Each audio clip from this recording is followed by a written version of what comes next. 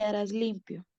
Eliseo le envió un mensajero diciendo, ve y lávate en el Jordán 7 veces, y tu carne se te restaurará y quedarás limpio. Pero Naamán se enojó y se fue. Segunda de Reyes 5:10 al 11. Incluso una breve lectura de la historia y la sociología revela la incapacidad de la humanidad para arreglar nuestro mundo roto. No hace mucho tiempo se nos decía que la gente hacía cosas malas porque era pobre. Si nos ocupábamos de la necesidad material, entonces veríamos un comportamiento mejor. Ahora, en algunos de los países más ricos del mundo, algunos sociólogos explican que la codicia, la corrupción y el asesinato son el resultado de tener demasiado. Los expertos y los líderes mundiales se muestran desconcertados ante estas fuerzas externas, buscando respuestas en todos los lugares equivocados. Naamán tenía una condición que lo hacía infeliz y era francamente terrible de soportar. Tenía todos los recursos necesarios para probar cualquier tratamiento que quisiera, y es de suponer que estaba dispuesto a llegar a cualquier extremo. El problema era que estaba buscando en los lugares equivocados. Su esta- su estatus, riqueza y conexiones reales no produjeron el remedio que deseaba, y al acudir al rey de Israel en busca de alivio, su petición le produjo consternación. El rey se rasgó las vestiduras porque sabía que no podía ayudar. Segunda de Reyes 5:7. La respuesta del rey fue el mismo tipo de reacción que probablemente tenían muchos de nuestros líderes mundiales cuando viajaban por el mundo tratando de hacer lo que pueden en el servicio público. Seguramente durante la noche deben sentir deseos de rasgarse las vestiduras y decir, ¿cómo puedo hacer frente a esto y marcar la diferencia? ¿Cómo podemos traer paz? ¿Cómo podemos encontrar una cura? Sin embargo, lo que el rey no podía hacer, lo podía hacer el profeta de Dios, pero la cura sonaba ofensiva para el leproso. Naamán buscaba algo grandioso, algo que se ajustara a su elevado estatus y lo dejara con un sentido de importancia propia reforzado. Pensó que la cura debía ser menos simple o más impresionante. Consideraba que el remedio de Eliseo era humillante y ridículo. Aunque la lepra real ha sido erradicada en gran medida, todos seguimos viviendo con esa horrible y terminal condición llamada pecado. Sin embargo, muchos no están dispuestos a escuchar la cura de Naamán, el mensaje de Cristo crucificado como único y suficiente remedio para nuestro pecado fue piedra de tropiezo para los judíos y necedad para los gentiles. Primera de Corintios 1:23. Y sigue siendo para muchos hoy, incluso los creyentes, no son muy inmunes a la tentación de pensar que cuando se trata de un remedio para el pecado, debemos hacer algo. Es necesario abrir los ojos mediante el remedio que necesitamos y humillarnos como finalmente hizo Naamán. Segunda de Reyes 5:14. Porque es la persona que hace eso la que puede saber que las palabras quedarás limpio son cosa del pecado, y la que puede alegrarse de que Jesús la vea y le diga, ya estás limpio. Ver Juan 13:10, 11 y 15:3. No te mires en el espejo y pienses que el remedio se encuentra en lo que eres o en lo que haces. En cambio, mira a través de la ventana de la fe. Mira la cruz y sabrás que Él lo hizo todo. Segunda de Reyes 5:1-14. Bueno, hermanos y hermanas, muy buenos días. Gracias, Valentina, por la lectura del devocional del día de hoy. Hoy nos encontramos con lo que llaman muchos teólogos el Evangelio de Naamán. El Evangelio de Naamán. Vemos a la luz de la escritura y obviamente a través del devocional cómo el escritor apunta al problema más delicado que tiene el ser humano, porque el problema del hombre no es algo externo, sino es del corazón. La lepra en la época del tiempo de Israel era sinónimo de pecado. Incluso podemos ver cómo la lepra empieza a deformar el cuerpo de las personas, se cae en la oreja, la nariz, los dedos. Empieza una deformación físicamente de la persona. Lo mismo pasa con el pecado. Eso fue lo que hizo el pecado, deformar la imagen de Dios en nosotros, la distorsiona y no muestra sino toda esa naturaleza pecaminosa que hay en nosotros. Les voy a leer en el devocional en Segunda de Reyes, vamos a leer desde el 10 hasta el 14, y dice, y vino Naamán con sus caballos y con sus carros, y se paró a las puertas de la casa de Eliseo. Entonces Eliseo le envió un mensajero diciendo, ve y lávate 7 veces en el Jordán, y tu carne se restaurará, y serás limpio. Y Naamán se fue enojado, diciendo, he aquí, yo decía para mí, saldrá y luego y estando en pie invocará el nombre de Jehová su Dios, y alzará su mano y tocará el lugar y sanará la lepra. Albana y Parfar, río de Damasco, ¿no son mejores que todas las aguas de Israel? Si me lavare en ellos, ¿no seré también limpio? Se volvió y se fue enojado.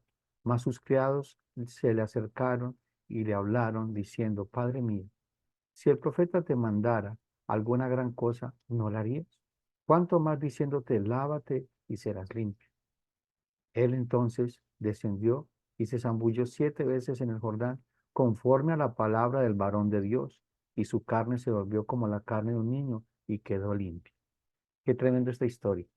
En esta historia que el Señor nos dispone hoy a estudiar, vamos a aprender muchas cosas que serán de bendición para nuestra vida y para recordarnos qué es lo que Dios ha hecho por medio de Jesucristo y cómo esa salvación ha hecho de que nuestra vida sea limpia de todo pecado y que nuestro caminar, claro que nos vamos a ensuciar los pies, como pasó en el aposento alto cuando Jesús le dice a los discípulos que necesitaba lavar sus pies y Pedro le dice, ¿tú me lavas los pies a mí? Jesús le dice, si no te lavo los pies, no tendrás parte en mi reino. Jesús le dice, eh, Pedro le dice entonces, lávame todo el cuerpo. Jesús le dice, no, tu cuerpo está limpio, solo tus pies. En nuestro caminar como creyentes nos vamos a ensuciar los pies y a veces nos vamos a enlodar harto. Pero bendito sea el Señor que nos ayude y que nos asiste y que nos convence de justicia, de juicio y pecado. Y podemos venir a la cruz de Cristo para ser limpios con su sangre preciosa. Es lo que nos dice Juan. En primera de Juan, hijitos míos, no pequéis más. Y si alguno de vosotros pecare, abogado tenemos para con Dios el Señor Jesucristo. Y su sangre preciosa nos limpia de todo pecado. Esa es la gracia que nos sustenta a todos aquellos que hemos venido a arrepentimiento y fe. A todos aquellos que perseveramos en el bien hacer que muchas veces no podemos, como dice Romanos capítulo 7, y estamos dando esa buena batalla. A la luz de la escritura, con la historia de Naamán, vamos a ver cuál realmente es el problema del hombre y cómo el hombre trata en su humanidad de solucionar, que es el común denominador de la naturaleza caída del hombre. Entonces, a pesar de que Naamán era un hombre exitoso militarmente hablando, con poder, dinero, influencia política y social, todo lo que podía anhelar un hombre en su época y en nuestra época también. Pero ¿qué sucedía? Pero padecía una enfermedad incurable en esa época, que nada de lo que poseía podía solucionar el problema que tenía. Es decir, tenía todo, pero en su corazón estaba triste, amargado, porque su cuerpo se estaba deformando, se estaban cayendo sus partes de su piel. Y a pesar de que tenía todo, no podía cambiar esa circunstancia. Si nos enfocamos a alguien que realmente quiere cambiar la circunstancia de pecado que hay en su vida, es lo que denomina la Biblia los pobres y humildes de espíritu. Son los únicos que verán el reino de los cielos. Pero ¿quiénes son los que se dan conscientes de ese pecado, de esa naturaleza, de esa lepra? Solo aquellos que el Señor le abre sus ojos y los llama al arrepentimiento. Eso es lo que llamamos nosotros, como teológicamente hablando, la elección incondicional de Dios. A pesar de que Naamán tenía todo, no tenía nada, porque no tenía paz. Esa enfermedad no le daba paz. Y eso es lo que sucede con el hombre caído. Trata por todos los medios tener paz. Busca paz en el dinero, busca paz en el poder, busca paz en los placeres de este mundo, pero esa paz es circunstancial y vuelve a estar en la misma condición que antes, lleno de dolor, incertidumbre y de culpa, porque siempre van a tener culpa, aunque tengan todo, que creen que están solucionados, que están viendo las cosas bien, siempre hay un sentimiento de culpa, que es la conciencia de Dios en nosotros. Ese vestigio todavía que queda de la naturaleza de Dios en nosotros. Esa imagen de Dios en nosotros ha sido distorsionada, pero aún queda la conciencia. El hombre sabe qué es el bien y qué es el mal. Él lo sabe, pero ni quiere ni sabe cómo hacer el verdadero bien que agrada al Señor. Como lo dice el devocional, el hombre, con su entendimiento entenebrecido, cree que el problema que tiene es externo, es decir, social, la pobreza, falta de educación, problemas ambientales, psicológicos, y tratan de cambiar el entorno para que las cosas supuestamente mejoren, pero realmente el problema no es del entorno, realmente pues, nosotros sabemos que el problema es del corazón. Hay un texto en la Biblia, en Marcos 3:5, que habla de un milagro sorprendente. Hay un hombre que es paralítico, está tirado en el piso, él no puede llegar por sus propios medios a donde Jesús está en una casa, la casa está llena. Cuatro amigos lo amaban, toman el lecho del hombre, de la camilla en que lo cargaban, llegan a la casa y la casa, como no podían entrar, suben al techo, desentejan el techo y bajan al hombre por el techo y lo ponen delante del Señor Jesucristo. Y aquí hay algo sorprendente. Entonces, Marcos 2, 3 al 5. Entonces vinieron a él unos trayendo un paralítico, que era cargado por cuatro. Y como no podía acercarse a él a causa de la multitud, descubrieron el techo de donde estaba y haciendo una abertura, bajaron el lecho en que yacía el paralítico. Al ver Jesús la fe de ellos, le dijo al paralítico, mire que no le dice levántate y anda, dice, hijo, tus pecados te son perdonados. Todo que ha sido impactante para ellos, ¿cierto? ¿Cómo así que tus pecados son perdonados? Incluso hasta los fariseos que estaban allí en ese lugar y los escribas decían, pero ¿quién es este que puede perdonar pecados? Ellos creían que el problema más urgente que tenía este hombre era levantarse y andar, o sea, un problema de sanidad física. Pero ese no era el problema de él. Jesús identificó y sabía cuál era el problema de este paralítico. Eran sus pecados. Hermanos, podemos sanar nuestro cuerpo físicamente hablando. Podemos solucionar todos nuestros problemas económicos, sentimentales, humanamente hablando. Pero eso no soluciona el problema que tenemos delante de Dios. No podrá. Ese verdadero problema. Por eso es que la salvación es tan grande y tan gloriosa porque soluciona el problema más grande que tú y yo teníamos. Entonces, si tu problema, que es el problema que teníamos con Dios, como dice Romanos 5:1, justificado pues por la fe, tenemos paz para con Dios. Esa guerra que teníamos con Dios, hemos sido justificados, perdonados, declarados inocentes delante de Dios, no hay culpa en nosotros. ¿Quién acusar a los escogidos de Dios y Dios es el que justifica? Si ese problema tan grande ha sido solucionado, ¿por qué te abates, oh alma mía? ¿Por qué te turba dentro de mí? ¿Por qué no tenemos el gozo de la salvación todos los días? ¿Por qué vivimos una vida tan llena de quejas, de amargura, de soledad, de desazón? Es porque hemos perdido de vista lo más importante y estamos ocupándonos de esas añadiduras. No estamos buscando el reino de Dios y su justicia. Estamos ocupados en lo que no tenemos que estar ocupados. Porque si nos ocupáramos en lo que es realmente importante, como dice la Escritura, lo que crees que es para ti urgente, Dios lo acomoda en su vida, porque Él es nuestro proveedor. Si te dio a nuestro Señor Jesucristo como pago de tus pecados, ¿cómo no dará juntamente con Él todas las cosas? Dice la Escritura. Si nos amó cuando estábamos caídos, perdidos en nuestros pecados, ¿cuánto más ahora que hemos sido justificados por la sangre del Cordero? No se olvide que nuestra posición cambió. Éramos hijos de ira, ahora somos hijos de Dios. Dios te trata a ti y me trata a mí como trata a su Hijo, al Señor Jesucristo. Entonces no hay excusa. Por eso digo, el Salmo 41 dice, ¿por qué te abates, oh alma mía? ¿Por qué te turbas dentro de mí? Espera en Dios, fortaleza mía, roca mía. Esto tiene que estar apropiado de mi mente y de mi corazón. Tenemos que predicarnos el Evangelio todos los días. Este Evangelio hay que predicarnos todos los días. Frente al dolor, frente a las circunstancias, frente a un mundo caído, frente hasta nuestra misma naturaleza caída, que muchas veces quiere resucitar ese hombre, ese viejo hombre, que nos atormenta muchas veces nuestra manera de vivir y la vida de los demás. Es la condición caída del hombre, el verdadero problema. Pero sabemos que la realidad es otra. El pecado, que podemos llamar lepra, que fue distorsionando la imagen de Dios en el hombre. Mire, ¿de dónde salen todos tus problemas? Tus problemas no son externos, es el vecino, la vecina, la esposa, el esposo, los hijos. En Marcos 7, 20 al 23 dice, pero decía que lo que del hombre sale, eso contamina al hombre, porque dentro del corazón del hombre salen los malos pensamientos, los adulterios, las fornicaciones, los homicidios, los hurtos, las avaricias, las maldades, el engaño, la lascivia, la envidia, la maledicencia, la soberbia, la insensatez. Todas estas maldades dentro de él salen y contaminan el hombre. Entonces mire que el problema de nosotros no es externo, el problema es interno, es del corazón, está aquí en tu corazón.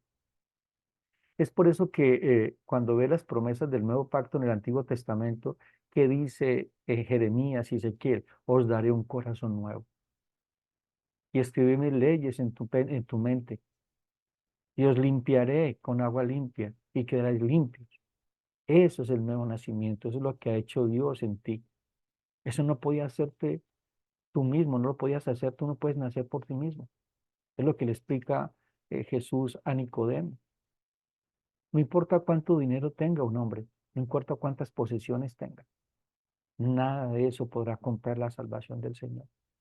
Y es como ejemplo, Naamán. Él no tenía cómo pagar esa salvación, aunque llevaba muchas riquezas, y ahorita lo vamos a ver más adelante.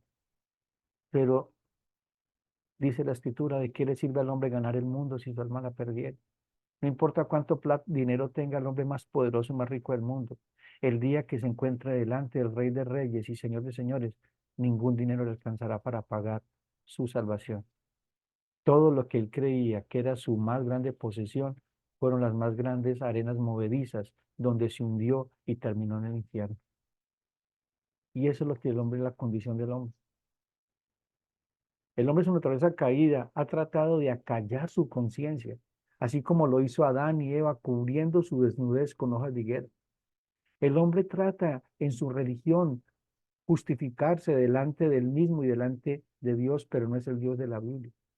Lo dice Romanos 1, 21 al 23. Dice, pues habiendo conocido a Dios, no le glorificaron como a Dios ni le dieron gracias, sino que se envanecieron en sus razonamientos y su necio corazón fue entenebrecido. Profesando ser sabios, se hicieron necios. Escuchen esto, y cambiaron la gloria de Dios incorruptible en semejanza de imagen de hombre corruptible. Mire que lo primero que el hombre adora y convierte en su Dios es el mismo, la imagen de hombre corruptible, de aves, de cuadrúpedos y reptiles. Aquí está hablando de la creación, de todo lo que hay alrededor de él.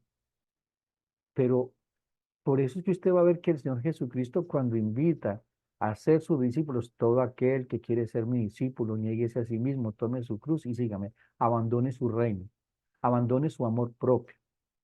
Algunas veces te escucha y dices que usted no tiene amor propio, el cristiano tiene amor propio, tiene el amor de Cristo morando en el corazón.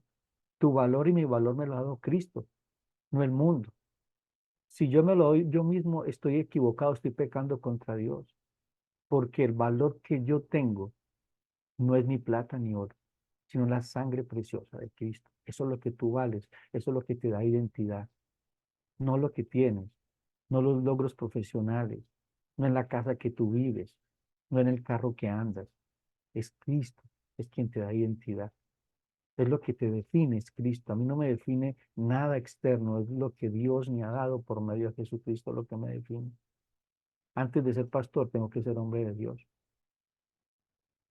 Eso me tiene que definir a mí, no me define el ministerio, no me definen los talentos y dones que Dios me ha dado, a mí me define es Cristo. Eso te tiene que definir a ti, tiene que dar identidad, no lo olvides, no lo olvides. La plaga del pecado, perdón, sí, la lepra del pecado nos separa de Dios. Dios aborrece el pecado, es repugnante para Él. El pecado no nos permite acercarnos a la presencia de Dios, porque Dios no permite que el hombre pecador no redimido entre a su presencia. Lo dice Salmo 5, 4 al 5. Porque tú no eres un Dios que se complace en la maldad. El malo no habitará junto a ti. Los insensatos no están delante de tus ojos. Aborreces a todo lo que hacen iniquidad. Hago una pregunta. ¿Tú aborreces lo que Dios aborrece? ¿Ves al pecado de esa magnitud? ¿O lo saludas de lejos? ¿O lo recuerdas? ¿O lo anhelas? ¿O lo toleras? ¿O lo permites? Cada uno tiene que definir realmente cuál es su posición frente al pecado, porque el pecado te matará. El pecado tiene una paga muy grande, muy alta, y tenemos que ser conscientes de eso, aunque humanamente parezca delicioso, aunque humanamente parezca bueno, porque eso es lo que hace Satanás, hacerlo parecer bueno, agradable a tus ojos, pero después es amargo como la hiel y te causa muchísimos problemas. Recuerden la vida de David, una sola mirada, ¿y dónde lo llevó? ¿A dónde llevó él y su familia? En Isaías 59, 1 al 4 dice, he aquí que no se ha cortado la mano de Jehová para salvar, ni es agravado su oído para oír, pero vuestras iniquidades han hecho división entre vosotros y vuestro Dios, y vuestros pecados han hecho ocultar de vosotros su rostro para no oír. Ese es el problema del hombre, tiene un problema con Dios, y que solamente Dios lo podía solucionar, y lo solucionó para aquellos que hemos sido llamados a arrepentimiento y fe. Gracias damos a Dios que ese problema que teníamos tan grave, insolucionable humanamente hablando, Dios lo solucionó. El problema que no tiene solución el hombre, pues solo está en las manos de Dios.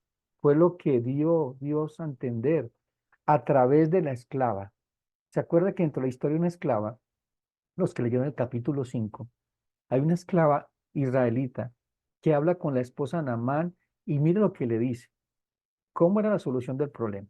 Segunda de Reyes 5:3.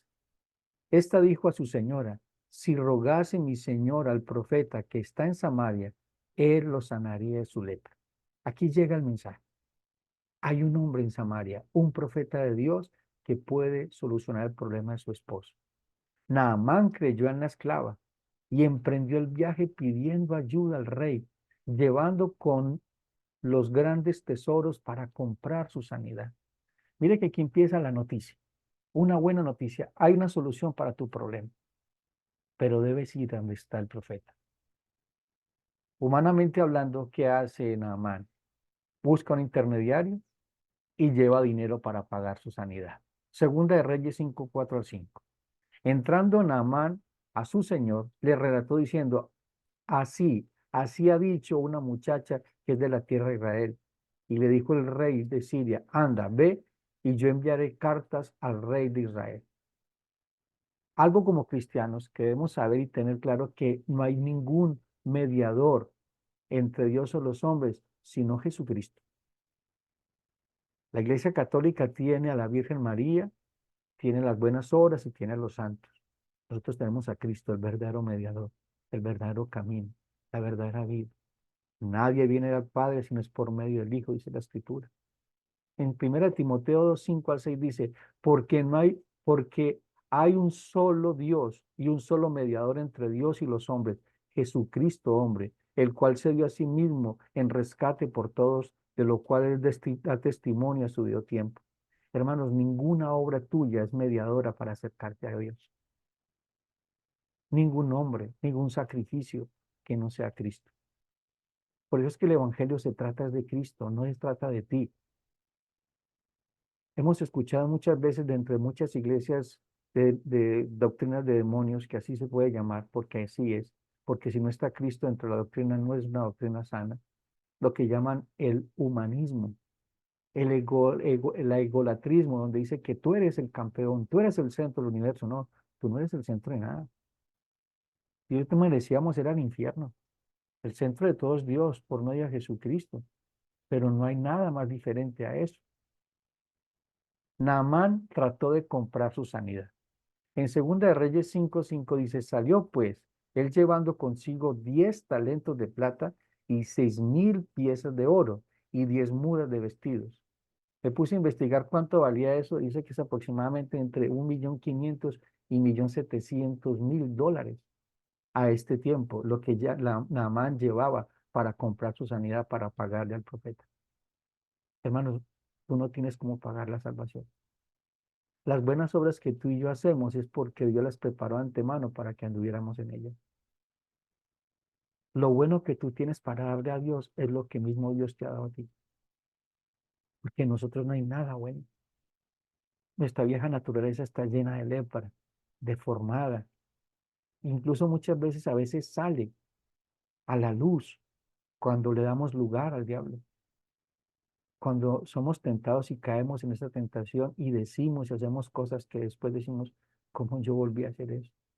Señor, ayúdame, ayúdame, Señor. Porque es que entre nosotros tenemos un enemigo, que si tú no lo matas, ese enemigo te va a matar a ti. Entonces, el primer el problema que tú y yo tenemos somos nosotros mismos. No es nuestro prójimo, somos nosotros mismos. Los religiosos tratan de ganarse la salvación con sus propias obras y su propia justicia. Lo encontramos en donde, en Lucas 18, 9 al 12. Dice, a unos que confiaban en sí mismos como justos y menospreciaban a los otros, dijo también esta parábola. Dos hombres subieron al templo a orar.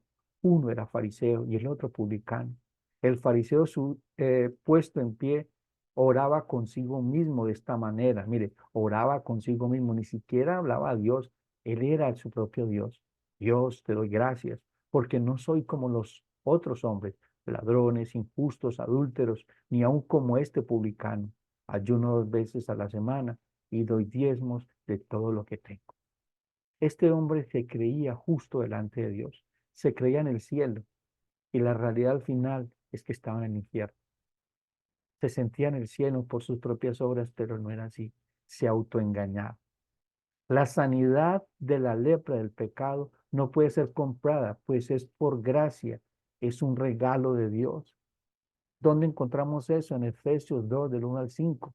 Y Él les dio vida a vosotros cuando estabais muertos en vuestros delitos y pecados, en los cuales anduvisteis en otro tiempo siguiendo la corriente de este mundo, conforme al príncipe de la potestad del aire, el espíritu que ahora opera en los hijos de desobediencia, entre los cuales también todos nosotros vivimos en otro tiempo, en los deseos de nuestra mente, en nuestra carne, haciendo la voluntad de la carne y de los pensamientos.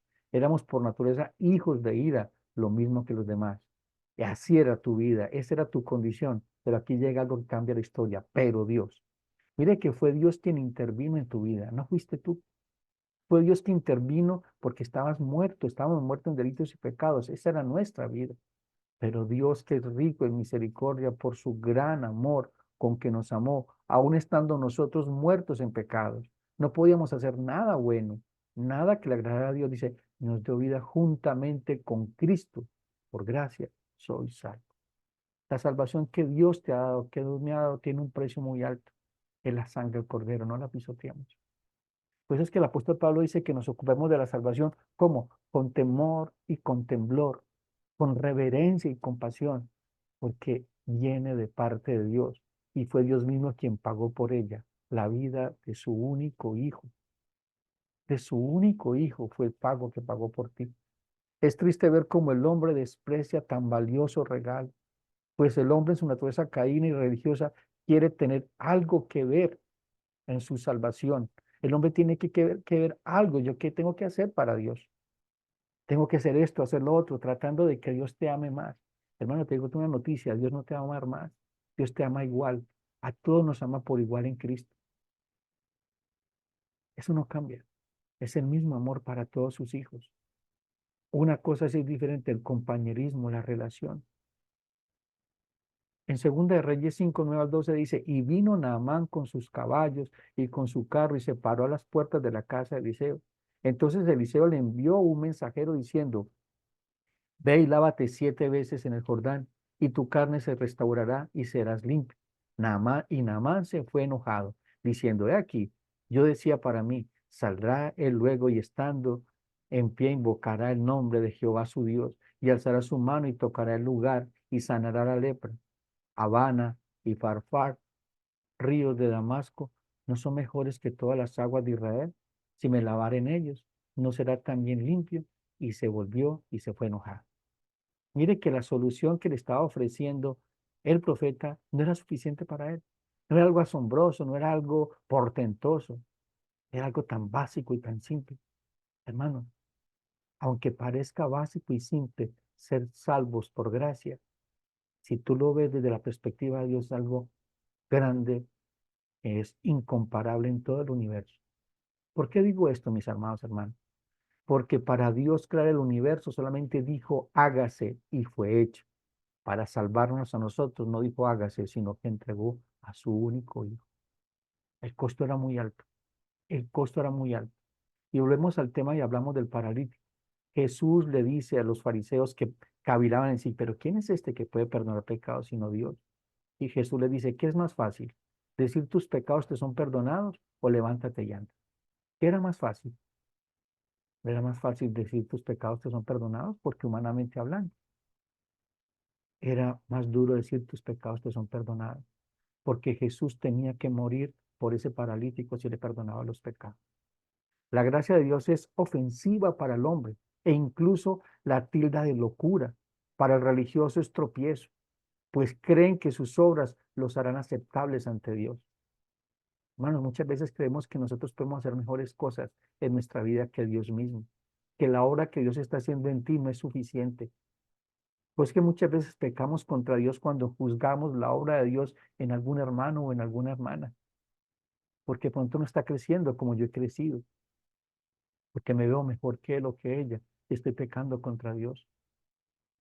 Mira aquel que esté firme, que no caiga. Pero tenemos que ser claros que Dios empezó una buena obra en nosotros. Y tú no puedes juzgar la obra de Dios en un hermano o una hermana. Si ves pecando a ese hermano o esa hermana, ora por él, ora por ella. Pídele al Señor que si es su voluntad que tú puedas hablar con él o con ella. Pero no soy quien para juzgar la vida de otros.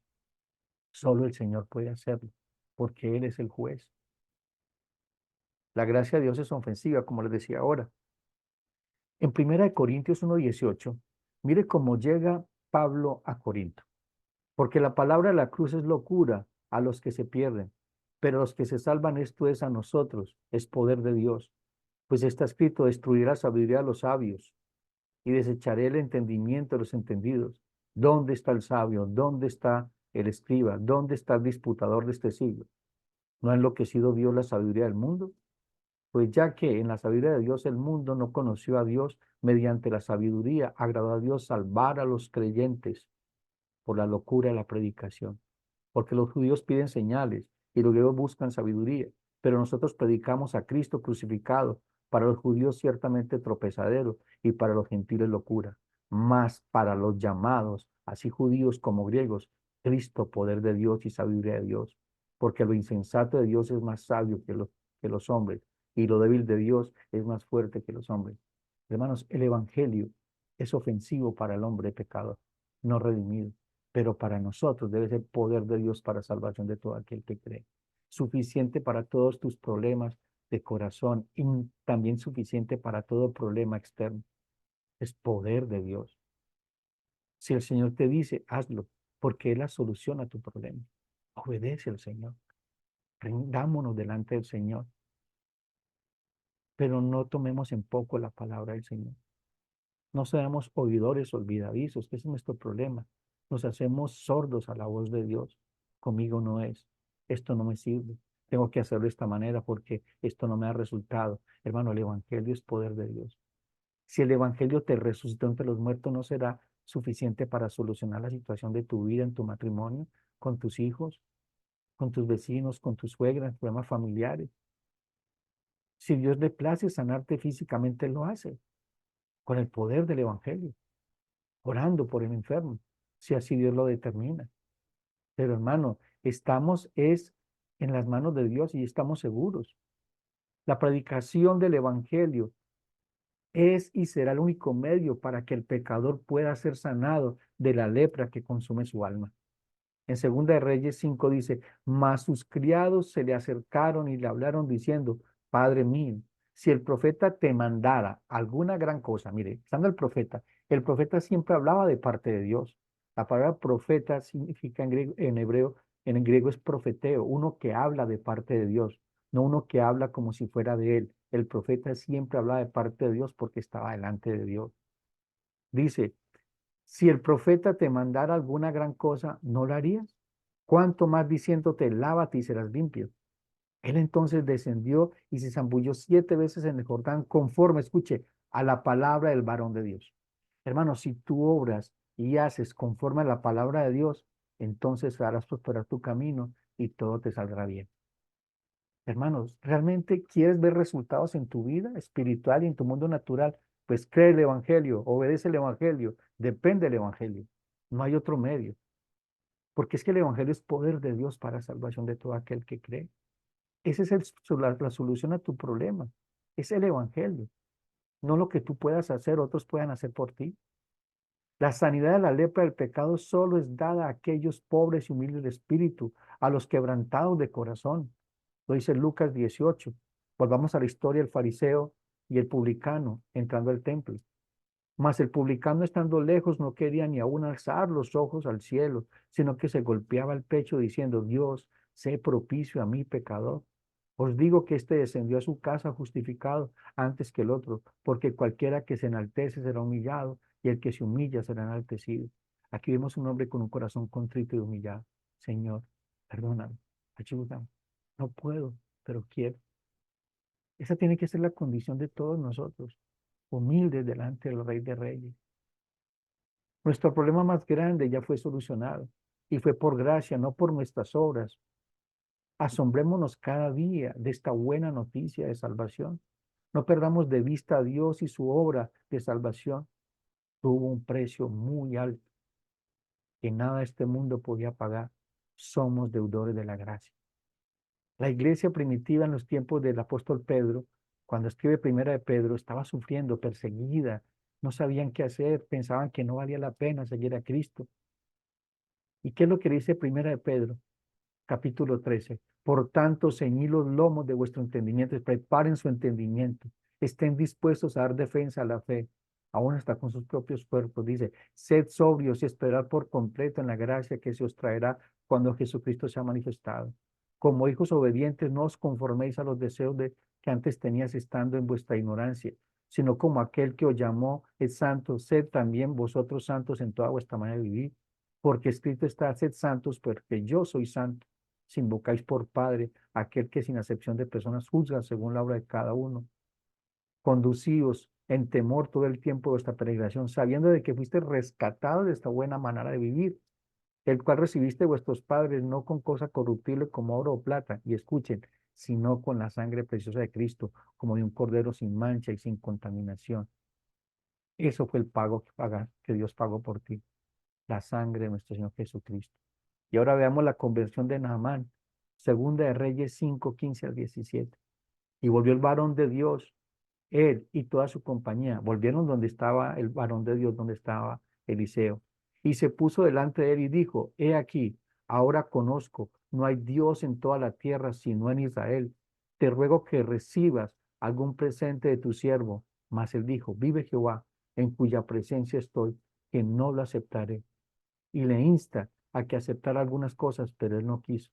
Entonces Naamán dijo, te ruego pues, de esta tierra no se dará a tu siervo la carga de un par de mulas, porque aquí, que aquí en adelante tu siervo no sacrificará holocaustos, ni ofrecerá sacrificio a otros dioses, sino a Jehová. Mira lo que dice, este venía un rey, venía orgulloso, ahora se humilla y le dice al profeta, yo soy tu siervo, y no ofreceré sacrificio a ningún otro Dios, sino al Dios de Jehová, sino a Jehová. Mire tan impactante esta historia nada más. Bien enaltecido, el Señor lo humilla y el Señor lo exalta. El juicio de aquellos que no obedecieron la voz de Dios. Y con esto termino. Hay un juicio para aquellos que no obedecen el Evangelio. Entonces dice, criado de Eliseo, del varón de Dios, dijo entre sí, he aquí, mi señor estorbó a este sirio Naamán no tomando de su mano las cosas que había traído? Vive Jehová, que correré yo tras él y tomaré de él alguna cosa.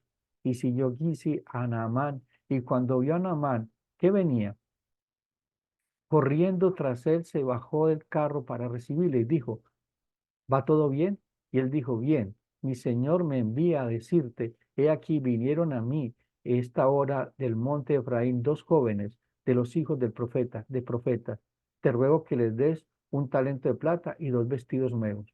Dijo Naamán, te ruego que tomes dos talentos. Y le instó y ató dos talentos de plata en dos bolsas y dos vestidos nuevos, y los puso todo a cuestas de dos de sus criados para que lo llevasen delante de él.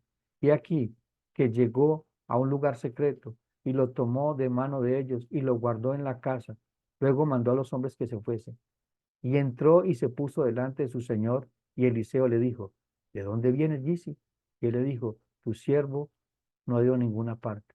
Entonces él le dijo, ¿no estaba también allí mi corazón cuando el hombre volvió de su carro a recibirte?